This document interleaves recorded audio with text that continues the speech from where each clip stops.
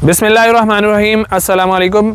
आमतौर पे एक सवाल ये होता है कि कोई ऐसी फसल ज़रूर हो कि जिसके ऊपर हमारी इन्वेस्टमेंट भी बिल्कुल मुनासिब सी हो, मेहनत भी ज़्यादा ना करनी पड़े, ख़ास तौर पे लेबर तो बहुत ही कम इन्वॉल्व उसके अंदर हो, और जब हम उसको मंडी के अंदर लेके जाएं तो हमें एक अच्छा प्रॉफिट भी देखने को मिल जाए।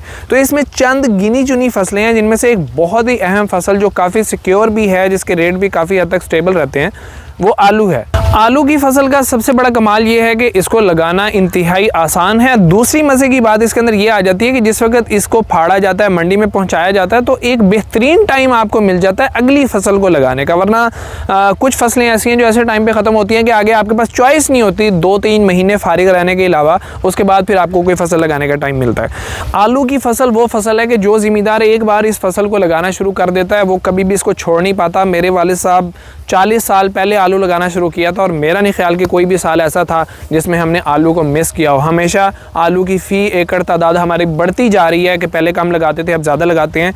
और ये कहा जाता है कि अगर इसके अंदर आपको नुकसान आ गया तो आलू वो फसल है जो अपनी पिछली फसल का नुकसान बहुत ही ज़बरदस्त तरीके से पूरा करती है। तो आज की इस वीडियो के अंदर हम आलू को लगाने का प्रॉपर तरीका, इसकी खादें, इसकी स्प्रे का क्या शेड्यूल होना चाहिए और इसको किस मौसम के अंदर अगर आप लगाएं तो आपको सबसे बेहतरीन प्रॉफिट देखने को मिल जाता है। उसके अलावा हम इसके अंदर डिस्कस करेंगे कि सीड कौन से इस्तेमाल किए जाते हैं, कौन सा सीड आपके लिए बेहतर है, उसको लगाने का क्या तरीका है। ये सारा आज की इस वीडियो के अंदर आपको देखने को मिलेगा। अस्सलाम वालेकुम दोस्तों, इट्स मी मज़हर अली। आप मेरे साथ आइए फार्म्स चैनल पे, मेरे साथ रहिएगा।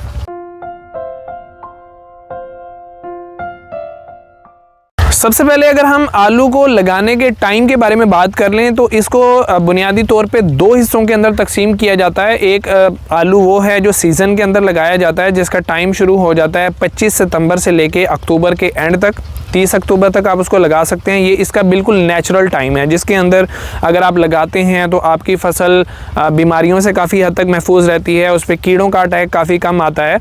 लेकिन इस वक्त की लगी हुई फसल की हार्वेस्टिंग जिस वक्त शुरू होती है, मंडी में जब उसको लेके जाया जाता है तो पूरे पाकिस्तान से आलू आ रहा होता है, जिसकी वजह से मंडी के अंदर आपको बिल्कुल मुनासिब से ही रेट मिलते हैं। कभी कभार आपको अच्छा रेट भी मिल जाता है।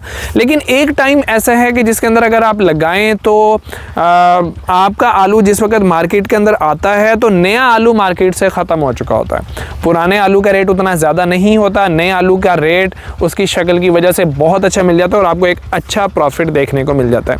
ये टाइम आपका शुरू होता है नवंबर से लेके दिसंबर और जनवरी की 10 तारीख तक।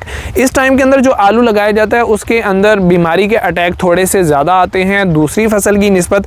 इसके अंदर सीड आपको बहुत अच्छा इस्तेमाल करना पड़ता है, इसके ऊपर इन्वेस्टमेंट थोड़ी सी ज़्यादा है, मेहनत उतनी ही है, टाइम भी उतना ही है, लेकिन इसके अंदर सीड अच्छे इस्तेमाल करने की वजह से आपको प्रोडक्शन बहुत ज़्यादा मिलती है। नॉर्मल सीज़न की निस्बत आपको रेट बहुत अच्छे मिल जाते हैं नॉर्मल सीज़न की निस्बत, लेकिन आपको अपनी फसल को बीमारियों से बचाना होता है। दूसरे टाइम पे जो आप आलू लगा रहे हैं नवंबर, दिसंबर और जनवरी के अंदर, इसमें आप हॉलैंड का इम्पोर्टेड बीज अगर इस्तेमाल करेंगे तो आपको बहुत अच्छे रिजल्ट देखने को मिलते हैं। अगर आप पुराना बीज इस्तेमाल करते हैं तो उसमें बीमारियों के अटैक बनिस्बत ज़्यादा आते हैं, जिसकी वजह से आपकी प्रोडक्शन मुतासिर हो जाती है और कभी कभार आपको हाथ कुछ भी नहीं आता। तो इसलिए इसके अंदर सीड की सिलेक्शन जो सी है वो बहुत ज़्यादा ज़रूरी है। उसके लिए आप मुझसे मशवरा कर सकते हैं, नीचे दिए गए नंबर्स के ऊपर हम इंशाल्लाह उसके बारे में आपको कंप्लीट गाइड करेंगे। तो जो सीज़न के अंदर आलू लगाया जाता है उसका सीड क्योंकि सस्ता होता है तो पूरा बीज एक आलू का वो इस्तेमाल कर लिया जाता है बीज के लिए। लेकिन अगर आप हाड़ी आलू, जिसको हम पछेता आलू भी कहते हैं, जिसमें हॉलैंड का बीज इस्तेमाल किया जाता है, उसके अंदर आपको आलू काट के लगाना पड़ता है। उसकी रीज़न ये है कि आलू का बीज काफ़ी ज़्यादा महंगा होता है, तो अगर आप एक आलू को बीज के लिए इस्तेमाल करेंगे तो सीड बहुत ज़्यादा लगेगा, आपकी फ़ी एकड़ बीज की कीमत बहुत ज़्यादा हो जाएगी। जबकि आलू के अंदर अल्लाह ताला ने ये कुदरत रखी है कि इसकी हर आँख एक अलग बीज है। तो आप इसको जब ख़रीदते हैं, इसको ख़रीदने के बाद कुछ दिनों के लिए इसको रख दें, ये बीज थोड़ा थोड़ा सा स्प्राउट होना शुरू हो जाएगा, फूटना शुरू हो जाएगा। फूटने से ये फ़ायदा होगा कि आपकी लेबर जिसने इस बीज को काटना है उसको पता होगा कि आँख इसकी कहाँ पे है जिसको बचा के मैंने इसका बीज बनाना है। आमतौर पे आलू के दो बुनियादी हिस्से होते हैं। एक ऊपर वाला हिस्सा होता है जिसके अंदर सिर्फ एक आंख होती है, ज़्यादा से ज़्यादा उसमें दो आंखें हो सकती हैं। एक नीचे वाला हिस्सा होता है जिसके अंदर 4, 5, 6 इकट्ठी आंखें मौजूद होती हैं। तो काटने का बेहतरीन तरीका ये है कि आप आलू को सेंटर में से काट के इसका कम आंखों वाला बीज अलग कर दें, ज़्यादा आंखों वाला बीज अलग कर दें। अब कम आंखों वाला बीज आप एक ही हिस्सा इस्तेमाल करें और ज़्यादा आंखों वाले बीज के आप मज़ीद 2 टुकड़े करके उसको 2 बीजों के अंदर कन्वर्ट करके उसको लगा सकते हैं। आलू को लगाने का तरीका ये है कि इसके अंदर ज़मीन की तैयारी आपकी बेहतरीन होनी चाहिए। ज़मीन आपकी जितनी नरम मैरा होगी उतनी ज़्यादा प्रोडक्शन आपको मिलेगी। रेतली ज़मीनों के अंदर भी बहुत अच्छा ये ग्रो कर जाता है, इसको ज़्यादा पानी की ज़रूरत पड़ती है। रेतली ज़मीनों के अंदर, नॉर्मल ज़मीनों के अंदर 7 से 8 पानियों के अंदर ये तैयार हो जाता है। जो ज़रा चिकनी मट्टी वाली ज़मीन है उसके अंदर इसकी पैदावार कुछ ज़्यादा नहीं होती, लेकिन अगर आपने ज़मीन को बहुत अच्छे तरीके से, प्रॉपर तरीके से नरम किया हुआ है तो फिर आप एक अच्छी प्रोडक्शन हासिल कर सकते हैं, खादों के अंदर थोड़ा सा रद्दोबदल करके। लगाने का तरीका इसको बहुत सादा है, टाइम आपको पता चल चुका है। ज़मीन आपने ज़बरदस्त तरीके की तैयार करनी है। 4 हल चलाने पड़ते हैं, 5 हल चलाने पड़ते हैं, 1 रूटावेटर मारना पड़ता है, 2 रूटावेटर मारना पड़ता है। आप इसको तैयार करें, नरम भुरभुरी ज़मीन आपकी तैयार हो गई। उसके बाद जिस हल के ज़रिए से इसकी खेलें निकाली जाती हैं उसका सेंटर से सेंटर फासला रीजर का 2.5 फुट होता है, जिसमें आपकी पानी वाली खाली भी शामिल है और आपका बेड भी शामिल है जिसके ऊपर ये लगाया जाता है। उससे पहले आप एक दफ़ा निशान लगा देते हैं। अगर आप मशीन से लगा रहे हैं तो मशीन जो सी है वो एक ही वक्त में खेली भी बनाती है, एक ही वक्त में बीज भी लगाती है। लेकिन अगर आप इसको लेबर के ज़रिए से लगवाना चाहते हैं तो एक दफ़ा रीजर चला के आप खेल के निशान लगा देंगे, लेबर को पता चल जाएगा कि मैंने कहाँ पर बीज गिराना है। उसके बाद बीज से बीज का फासला आपका 8 से 9 इंच के करीब होना चाहिए। जो हॉलैंड का बीज है उसमें थोड़ा सा आप उसको ज़्यादा भी कर सकते हैं। उसमें आपकी लेबर एक दफ़ा गिराती चली जाएगी, उसके बाद 2 दफ़ा उस रीजर के ज़रिए से आप मट्टी बेड के ऊपर चढ़ा देंगे। इंतहाई ज़बरदस्त किस्म की आपकी खेल जोन सी है वो तैयार हो जाएगी। तो अब यहाँ से हम अगले स्टेप की तरफ जाते हैं कि क्या हमें इसकी गोडी करवानी पड़ेगी। जी बिल्कुल भी नहीं, आपको गोडी इसमें बिल्कुल करवाने की ज़रूरत नहीं है। आप एक पानी लगाएं, दूसरा पानी लगाएं, जब आप देखें कि आलू कहीं कहीं थोड़ा सा भी बाहर निकलना शुरू हुआ है उसी दिन आपको इसके ऊपर जड़ी बूटी के कंट्रोल के लिए स्प्रे करवानी होगी। उसके लिए स्प्रे आप सिजेंटा की ग्रामोक्सोन जिसके अंदर पैराक्वाट केमिकल होता है वो यूज़ करेंगे। वो 100 से 150 ml 20 लीटर पानी के लिए काफ़ी होता है। उसके अलावा मेट्रीब्यूजन जो सी है मुख्तलिफ नामों से आ रही है, जिंकर, एंकर, बहुत सारे नाम है उसके, वो आप उसके अंदर डालें। वो एक पैकेट 1.5 से 2 एकड़ के लिए काफ़ी होता है, उसका स्प्रे करवा दें। पैराक्वाट आपकी उगी हुई जड़ी बूटियों को ख़त्म कर देगा और मेट्रीब्यूजन आने वाले टाइम में जो जड़ी बूटियाँ उग सकती हैं 40 दिन के अंदर अंदर उसको कवर कर लेगी। 40 दिन के बाद आपका प्लांट इतना बड़ा हो चुका होता है कि वो ज़मीन के ऊपर मल्च कर देता है, सूरज की रोशनी को नीचे नहीं जाने देता, जिसकी वजह से जड़ी बूटियों का बीज वैसे ही पड़ा रहता है, उग नहीं पाता और आपकी फसल को किसी भी किस्म की गोडी की ज़रूरत नहीं पड़ती।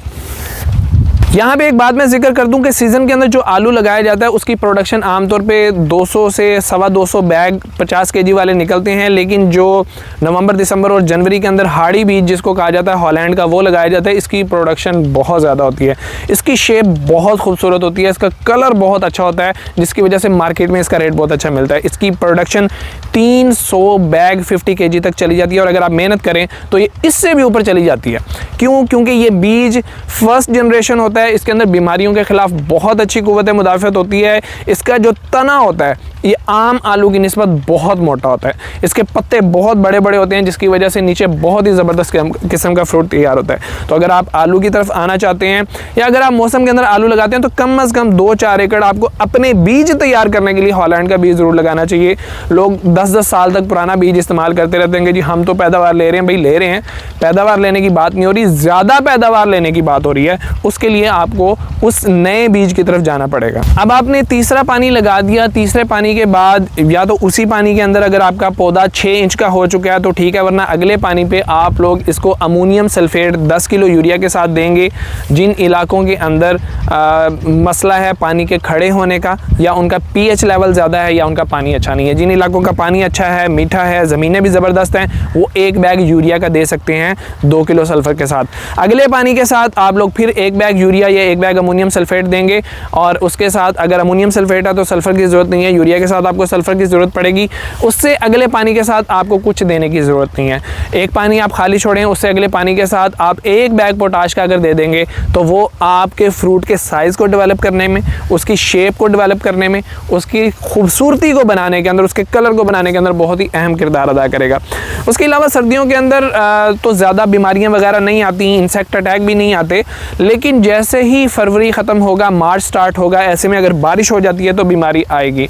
अगर बारिश नहीं होती तो इंसेक्ट अटैक आएगा। ऐसे में आपको अपना स्प्रे का शेड्यूल इंतहाई टाइट रखना पड़ता है। 15 दिन के अंदर कम से कम 1 स्प्रे, बेहतर है कि 10 दिन के अंदर कम से कम 1 स्प्रे आपका फंजीसाइड का और इंसेक्टिसाइड का हो। और अगर आपने 1 दिन पहले स्प्रे किया, अगले दिन बारिश होगी, तो गीली ज़मीन के अंदर आप लोग अगर स्प्रे कर दें तो आपकी फसल इंशाल्लाह बीमारियों से महफूज हो जाएगी। ज़िम्मेदारों का ख्याल है कि ब्लाइट अगर एक दफ़ा आलू के अंदर आ जाए तो उसको कवर नहीं किया जा सकता, बिल्कुल ही गलत सोच है।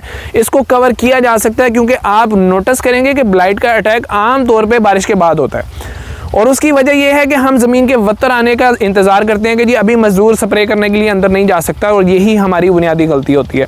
जैसे ही बारिश ख़त्म होती है तो कोशिश करें कि उसी दिन स्प्रे करवाएं, नहीं तो अगले दिन लाजमी स्प्रे करवा दें, वरना 24 घंटे के अंदर अंदर फंगस का अटैक शुरू हो जाएगा। और एक दफ़ा अगर पौधा बीमार होना शुरू हो गया तो पूरे का पूरा खेत रातों रात बीमार हो जाता है और आपको पता भी नहीं चलता। इसलिए अगर तो आप मौसम का आलू लगाया हुआ है, अक्टूबर में जो आलू लगाते हैं वो लगाते हैं, तो फिर 2 स्प्रे में भी गुजारा हो जाता है, 3 स्प्रे में बहुत अच्छा गुजारा हो जाता है। लेकिन अगर आपने नवंबर, दिसंबर और जनवरी के अंदर आलू लगाया तो कम से कम 3 महीने अगर आपने फसल रखनी है तो 6 स्प्रे, 4 महीने फसल रखनी है तो 8 से 9 स्प्रे मस्ट हैं। इसके बगैर आपका कोई गुजारा नहीं हो सकता। फंजीसाइड में आप multinational brand, Bayer, Syngenta, Arysta life, किसी के भी फंजीसाइड आप यूज़ कर सकते हैं, उसका बड़ा अच्छा रिजल्ट आएगा।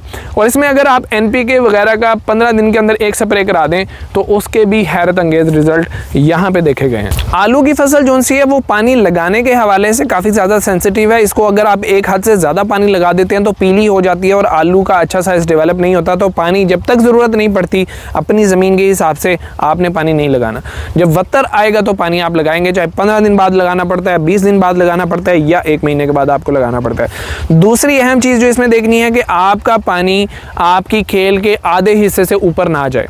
आपकी खेल का आधा हिस्सा खुशक होना चाहिए, आधे हिस्से तक पानी होना चाहिए, ताकि जहाँ पे आपका फ्रूट डेवलप होना है, जहाँ पे आलू ने मोटा होना है, वो जगह पानी लगने की वजह से सख्त ना हो जाए।